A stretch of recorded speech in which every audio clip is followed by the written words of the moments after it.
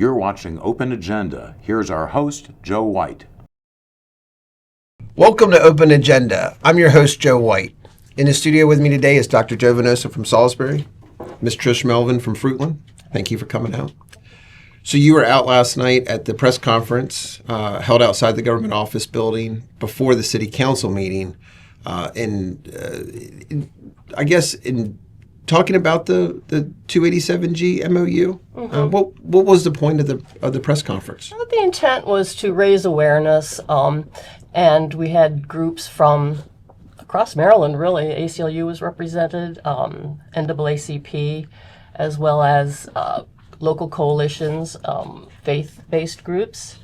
And the intent was just to raise awareness for the citizens of Salisbury, because Salisbury is considering joining with the county in this MOU with ICE. Okay.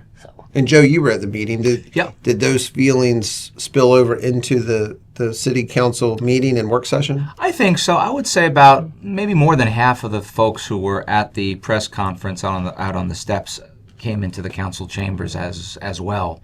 And many people spoke at different points, yeah. Well, I'd like to bring in Michael Langford because I want to talk specifically about the agenda items. And obviously one of the items that did come up, at least through public comments, was the 287G. I'd like to bring you back in after Michael's here, and then I just want to get some more information about just what was said and where people think that the city is going with this. All right? Sounds good. All right. So stay with us. When we come back, we're going to bring in Michael Langford, talk about the city council agenda and any of the comments that did come up last night. So stay with us. We'll be right back. Welcome back to Open Agenda. In the studio with us now is Mr. Michael Langford from Salisbury. Thanks for coming out. Me. Dr. Venosa, thanks for sticking around. Always. You both were at the city council meeting yesterday, and there was a lot going on.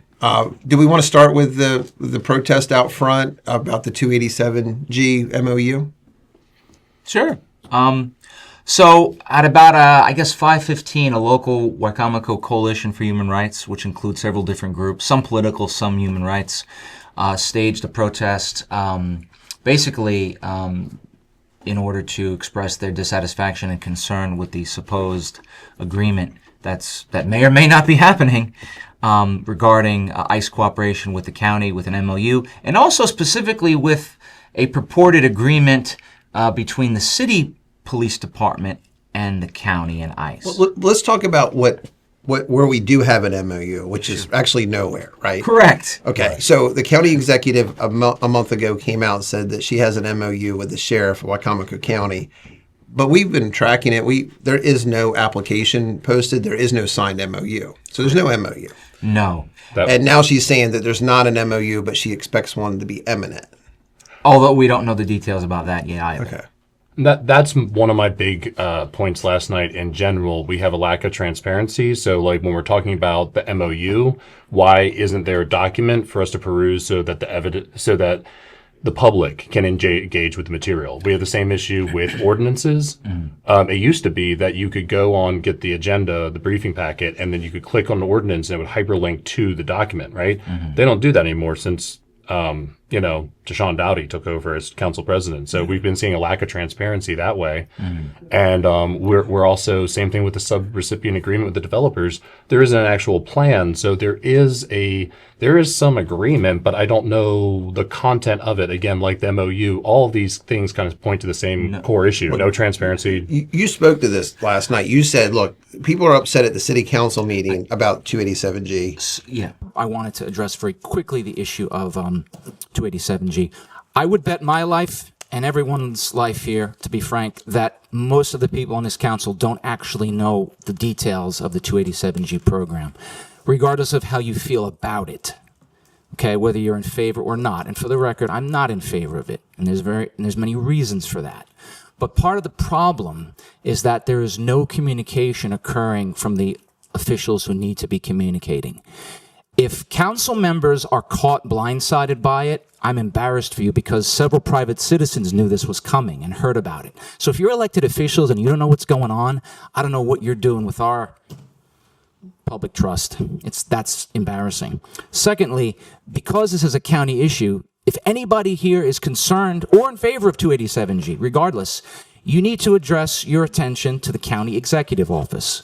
And unfortunately, and I have to give the mayor credit on this one, you at least are here answering questions and taking criticism. The county executive, unless you're a donor, does not meet with any member of the public at all. So that needs to be understood. Send any email to County Executive Julie Giordano. She is the authority who determines whether or not we have agreements. And she's given 3 or 4 different versions of that. She's had a pretty tough week, so she might not get to your emails ever. But that's the entity you need to address. So please take that into consideration and do better, council. Thank you. 2 things on that. One was that the mayor, I think, made a really, in my opinion, boneheaded miscalculation when he put out a press release saying that the city police department would work with the county and help with ICE on the MOU. But as we've all discussed, there is no agreement yet. Okay. So it kind of came across to me as a preemptive kind of political move. But of course, then the council upped him and did their own when they kind of, in my opinion, to some extent grandstanded. And again, I want to be clear. I'm personally against the 287G agreement for many reasons. But I don't think anybody on that council actually knows anything about the agreement whatsoever because it doesn't exist. And they were kind of taking sort of very broad rhetorical pot shots. The city council president alluded to having conversations with people at the White House. And I think So now, if we arrest the person and take them to the jail, Yes. then they can check them for those But warrants. that's all you got to do anyway. No, but so let me provide some context. so I let think me that's where let me finish. Hold on, let me finish. Okay. So let me give you an example. We pull someone over for a stoplight for a headlight. Okay, and this guy could be some sort of have multiple warrants out. We would not know that, and it's certainly not an arrestable offense to have a headlight out. My point is that it's another tool in the toolbox to try and hopefully make communities safer. Now you can disagree with that, but that's just basic police work. So I think and this is where confusion came with, again, reading the release, and then it appears, it says, City of Salisbury intent to cooperate with Waccamaw County on 287G program. It literally did. It brought some fear and some angst in people. So I think, and I just so happened to have had a meeting with some staff members from the White House, and I asked them, I just said, hey, I got this release. What happens? Because I have no information. I'm getting calls, texts, emails. Yeah, I'd like to see that. But ultimately, none of those people had any real specific understanding, as I could see, about what the possible agreements are. I even said from the podium that it was kind of embarrassing that a group of private citizens, first among them Ms. Trish Melvin and Mr. Jim Atkins, have provided very important, detailed, source-based analysis of what these possible agreements could be. No one, not the mayor, and certainly nobody on the city council, seems to have any understanding of what those agreements would even entail. I'm somebody who would be generally in favor of this MOU, but I'm not in favor of doing it with this lack of transparency. And then you're seeing it last night, Michael. I want you to talk a little bit more. You have citizens in Salisbury who are now thoroughly confused and outraged all at the same time, right? And I was going to say, and I think it does feed off of so I think that there is a activity of like politicking in which it doesn't matter whether somebody is red, blue, right, left. Just a suggestion, I don't know if anyone's ever looked at this. Is it possible that we make ordinances available on the Salisbury website for transparency and the public's input? Just because a lot of times, by the time you guys even see this first reading, I remember there being a lot of chatter about that international property maintenance code, and it'd be really great if we could just review it. Again, maybe it's not accessible or easy to break down for everyone, but if it was just, centralized city website, able for us to review ordinances, then we, the people, can have conversations with you, our representatives, about the topic.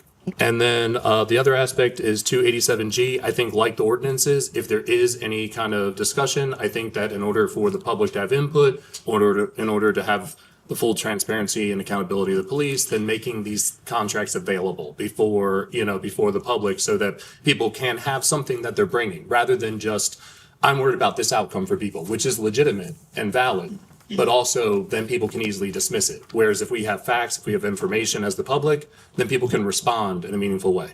So I think with the ICE thing, we just need more transparency there as well. I think the maneuver is whether it's coming from maybe the county exec and releasing information without there being documents to back it up, or whether it's the city council and rallying cries for, a jurisdiction that's maybe not in question. The maneuver is to make people have an emotional response to these things, which then keeps them disempowered. If there's no actual evidence, if there's no document, if there's nothing for people to debate and make better, then everyone's left outside actually of the conversation. Screaming And at we're each other. and we're all just emotionally wound up. But are we getting anything for the community, for the public interest? Not at all. I think we're getting something, but it's negative. It's negative effects, because I think there are a lot of people that are, and some of them spoke last night. There are people that are legitimately scared because they've been given all different kinds of mis or disinformation, or maybe just incomplete information, and they really think that an ICE agreement might be one thing, possibly the stuff of their nightmares, because it does affect people that they might love and care about. And then they take that and can only go with what they know, because they're hearing one thing from the executive, or some days nothing, one thing from the county, one thing from the city, one thing from the mayor, sheriff. I didn't come here to speak about 287G, but I will say that there's been a lot of misinformation and misunderstanding, and it all goes back to the county executive and the way she's played this card. And if you'll remember, about 2 weeks ago, there was on WBOC something about Congressman Harris congratulates the county for having an MOU with ICE. Well, he fell into it too because of a press release that she put out. And I'm not going to speak pro or con 287G, but I do want to say we're trying on the open agenda program to bring the facts to the public's attention, not arguing one way or the other. The fact that we have expended so much energy and time on an issue in which we don't actually have an agreement speaks to this problem too. What really keeps me up at night is we've already had our county executive admit that she did a bait and switch over budget issues. Yeah. And I feel like, this is just my opinion, that the landfill situation was in some ways a distraction, a bait and switch. Yeah. Now we're talking MOU. So if this is the last one and we can deal with it, fine. But I don't think this is it. No. I think we've got more to come. This is the MO, not MOU, of the county executive, in the sense of, like what I did there. This is what we kind of have seen time and again. And unfortunately, I completely concur, Joe. I think that this is just par for the course now. And I think she has decided to go this route because she thought it would be politically expedient, or at least it would be politically advantageous at this point as she's kind of in campaign mode. I got one other one. Go ahead. She thought it was politically expedient to get behind Whitipkin Creek State Park until it wasn't. Correct. And she's been backing away from that pretty fiercely. And here's the irony, right? We don't know if the state's going to pass legislation that will make anything that the local officials may or may not want to do null and void anyway. So I think, to your points, this is really about politics at its worst. It's the opposite of leadership, and more importantly, it's the opposite of actual concern, regardless of who your voters are. I think Michael's point is really the best one. Folks out there need to understand that the far left and the far right are spending most of their time and energy just getting the rest of us whipped up into an emotional frenzy. Very divisive. And we're missing it. Yep. Mr. Bob Taylor's on the show often, actually has a terminology for it when the county executive does it. He calls it red meat. It would be like taking one steak and throwing it into a pen with 3 tigers. Yeah. They're probably going to tear each other up before they even get the chance to eat the steak. And I think you saw that last night. Absolutely. All right, I want to talk about this lot 10 and Yeah, so we see, I guess they're kind of two. There's a lot going on right now in the city. So we have that subrecipient agreement with Mentis Capital Partners that people are still deliberating over.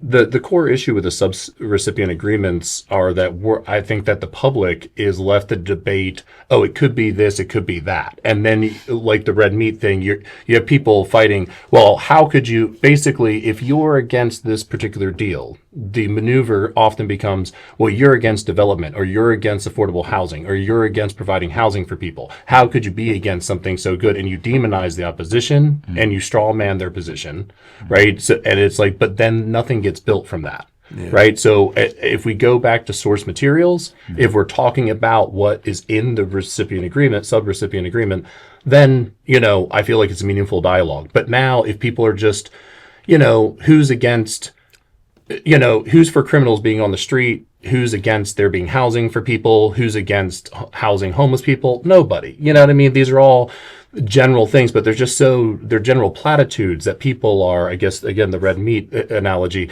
they're just fighting over nothing. Well, let's talk about this development potential on North Shoemaker Drive, because I think that epitomizes this fight between development, non-development, growth, affordable housing. There's an area that's in the county right there, but they're asking to be annexed into the city, correct? Correct. So currently with the county designation, it's R20. If they were annexed in to be developed, it's, an agricultural thing. Right now it's just a field, right? Okay. If that was annexed in and you didn't change anything about the city plan, then it would just go to R10. Okay. The developer requested R10S. R10 allows for single-family homes. Which is what's already in that general vicinity, right? Yes, what's next door is single-family homes Okay. in the development that's already there, And which that's is what's the in the end city of plan. which is the end of the city limits, and they would have to go back. They annexed in, they have to extend that system. Okay. So the people in the development currently on North Shoemaker Drive that I've had discussions with, their concern is to keep a kind of integrity of the area. They deliberately live in the city and pay taxes, while still benefiting from like a lower density than if they live, say, in the commercial business district. Sure. In very layman's terms, explain the difference between 10S and 10A. Sure. So the R10A, so the 10 is 10,000 square foot minimum. The A allows for apartments and townhomes. The regular R10 that we have doesn't allow for apartments and townhomes. Okay. The S allows for what's called cluster development, which you still have the same 10,000 square foot lot minimum, but it allows for you to take a piece of that 10,000 square foot and allocate it to open space, making the lot size that you actually build the home on smaller. So making it so that you can put the homes, kind of cluster them in a smaller area, and the rest of the space is reserved for open. This basically became, typically it would just be the R10. The biggest distinction is single family versus allowing townhouses and apartments. Yes. We'd recommend the single family because that's what the neighboring community is. Right. The 10S, the S aspect is kind of a little scheme that exists in the code, like he was saying, to let them bunch together more. It was something we recommended as a way to give a little bit more density and more units. Sure. This particular parcel has a utility easement across it, overhead power lines that can't be built underneath. So allowing this special S clustering lets the developer in a prospective development put the houses a little closer together. So they like that. So their concern is not, they understand they have no, say over what happens to this property and its development. However, the consistency and the property values, they have an investment in not seeing their property values go down, I think is the main concern. So what the developer proposed, so they would like to see a single family development if they don't have any say in that. The developer is requesting to change it to R10S. What the last joint planning, city planning and zoning commission voted on was the designation of R10A, which allows for cluster development. So basically they want to build apartments, townhomes. The developer is saying it's 12 acres, as 2 acres are easement due to utility lines. So it's 10 acres they're building on, and they want to build 60 townhomes on 10 acres. Okay. That's a way higher density than what's currently there in place. They'd have to extend the city water sewer system out to there to do service. This is going to cost a lot, going to be a lot of, the current problem that I find is that when the developer presented at the city planning and zoning commission was that these would be more affordable because they're townhomes. Okay. You're talking like in the $260,000 to $280,000 range is what? Correct. And like new single family homes are like $400,000. Okay. So based on the market price. So compared to another apples and oranges, yes, this is more affordable. But in the sense of will people here with a median income of between 70 and like 80 something $1,000 in Wycomico County, those people, are they going to be able to get mortgages for that price range? And it seems like maybe the developer really wants to do it because twice as many homes at 80% of the cost is more profitable than building fewer homes. We have a huge problem with people presenting themselves as business friendly who may not even be in a business here, operating one or owning one. Or doing math. Yeah, and they seem to like to present it as the developer presenting it as like, oh, we're doing you this solid by making affordable housing. And it's like, that's just the marketing to sell it. But why the developer or any business person is doing anything for their business? For a profit motive. 100%. It's their self-interest. Yeah. It benefits them. And I'm not against that. That's fine too. Yeah. But don't present it for one thing when it's actually truly the other. And as our public officials, I'm very against Michelle Gregory, Deshaun Dowdy, and Angela Blake's propping up developers who, when they should be representing the public interest instead of these private development interests. And it's I'm glad you brought that up, because I think all three of them at a different point in last night's meeting said that they want to hear a specific presentation from the developer on how this would aid and help with affordable housing. Well, of course they'll give you a presentation. Like, of course they'll frame it any way they want to convince you. Like, if you're saying, like, tell me, convince me in a presentation about how much you're going to help us. Like, if that's the assignment, yeah, right. That's not much of a baseline to work with. I want to ask one other question. This goes back to something you presented on the show a few weeks ago. Would this development qualify for the Here is Home? Where they knock off the connection fees for this development? Do you know? I'm not sure, because the process is maybe you would, the city, I guess city officials would be aware. Maybe you're talking to the Department of Infrastructure and Development, like they have an idea of that whole process of permitting as it goes through. But we, the public, don't currently have, the media doesn't do that for us. When you did the math before, it did seem like there's this curve of, well, it sounds great that we're going to bring in development, but then there's this infrastructure that has to be paid for, capital improvements that are then left unfunded because they're waived. I made that point last night again, that basically as we sign these agreements, as if we do a subrecipient agreement for that lot 10, then all the infrastructure, all the upgrades around it should be on that business. Is the lot 10, there's no firm plans in DID. Why would we allocate taxpayer money irresponsibly to a company that cannot provide planning or evidence of financing for any deal? Why would we allocate millions of state funds and taxpayer money to a company that can't even abide by the city's planning process? They should be paying, because that's how they originally got built. Like railroads in this country got built by private companies, not by Army Corps of Engineers. So in order to get certain things, certain infrastructure, like you need businesses either annexed in the city paying taxes so that they're contributing that way, or if they want to develop and make something new here, then it needs to, all the accommodations to make their development connect with our current existing systems and to bring it up to date and up to par need to be put on the business. It's the cost of doing business. But again, if you have elected officials that don't even know the basic business process or what our own city laws are, that's a very disturbing place to be. Yeah. I realize that the recent court ruling against the city regarding the restraining order for Lot 10 happened, but it's my understanding that the city is still in litigation on the lot issue itself. What we just witnessed, if I understand it, was the city council wanting to pass a resolution while the city is still in litigation. I realize there are certain people on the council who do just want to give Nick Simpson, Brett Gillis, and all their friends our tax money. I understand that's your prerogative, but it seems that it doesn't really make a lot of logical sense to push a resolution when litigation is still happening. It actually delegitimizes this body further. Closed work session, and I want to address that, and also the closed work session that's set for the later in the evening. Both of these have to do with lawsuits involving the city parking lots that have been sold for development. The one at 530 happens to be the three big lots, 111 and 15. And I want to say this, Mr. Shield tried to keep this in an open session. Didn't go anywhere on that, unfortunately.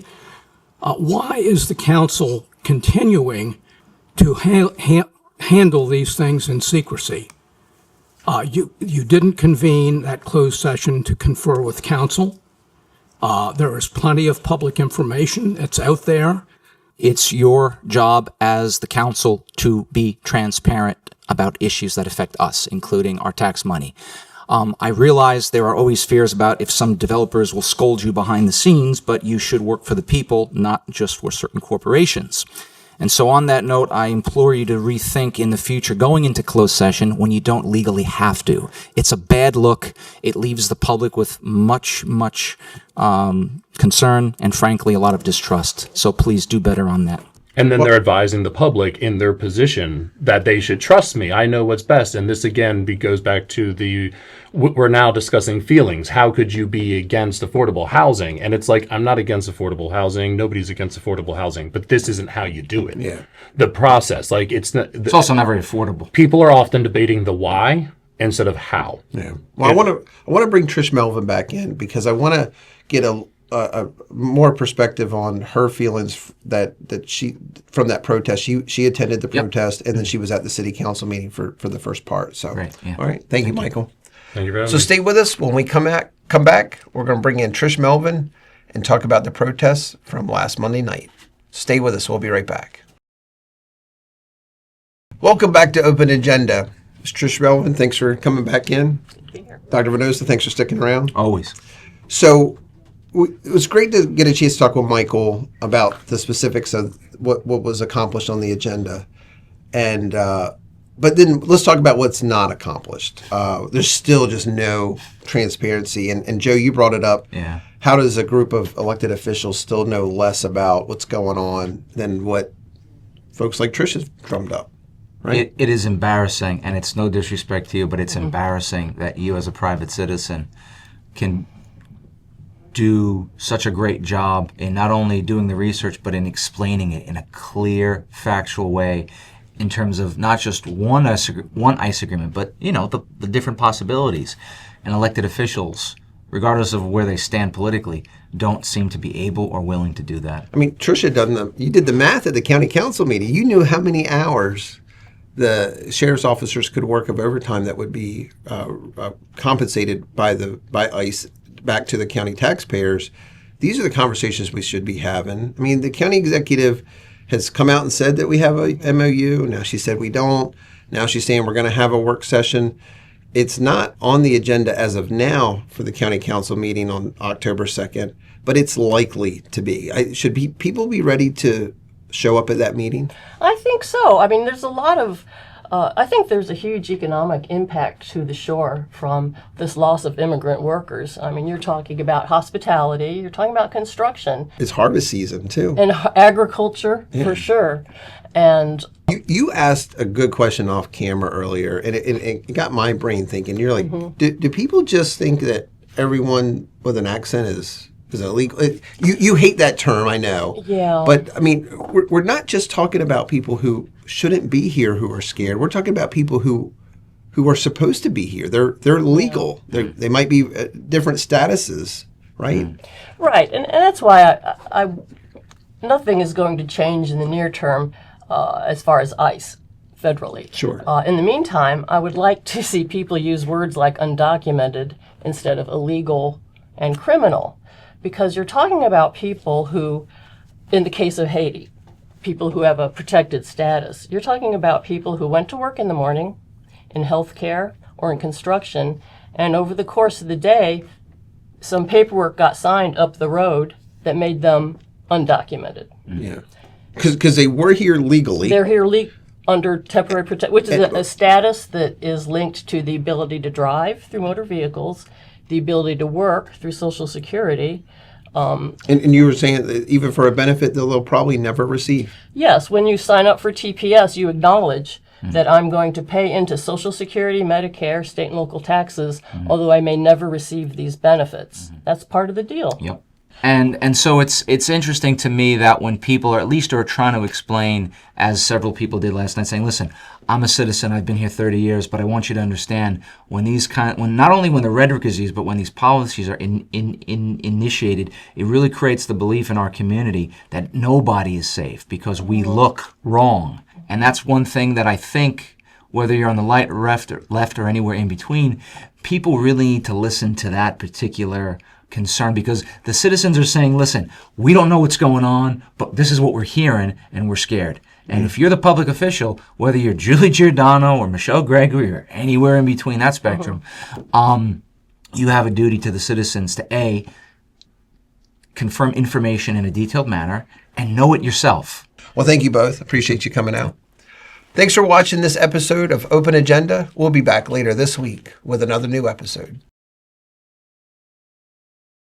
We oppose Julie Giordano. We oppose Julie Giordano.